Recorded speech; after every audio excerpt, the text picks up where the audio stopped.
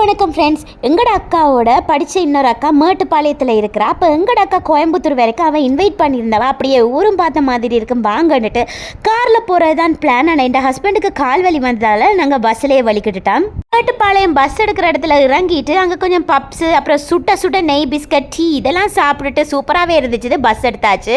நிறைய நாளே பிறகு பஸ்ஸில் போகிறேன்னு கொஞ்சம் டஸ்ட் அலர்ஜி என்றபடியாக மாஸ்க் எல்லாம் போட்டுட்டு ட்ராவல் பண்ண தொடங்கிட்டேன். கிட்டத்தட்ட 1.5 மணித்தியாலம் ஆச்சுது போய் சேர.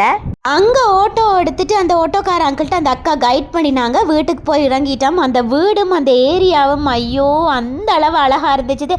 அதுவும் அந்த அக்கா வீடு மெயின்டைன் பண்ணுற விதம் செம்ம சூப்பராக இருந்துச்சு. எல்லா இடத்தையும் குட்டி ரசிக்கக்கூடிய திங்ஸ் நிறைய இருந்துச்சு. அவங்க கொஞ்சம் இந்த ஹேண்ட் கிராஃப்ட்ஸ் நிறைய செய்வாங்கன்னபடியே அதிலேயே டெக்கரேட் பண்ணி வச்சுருந்தாங்க.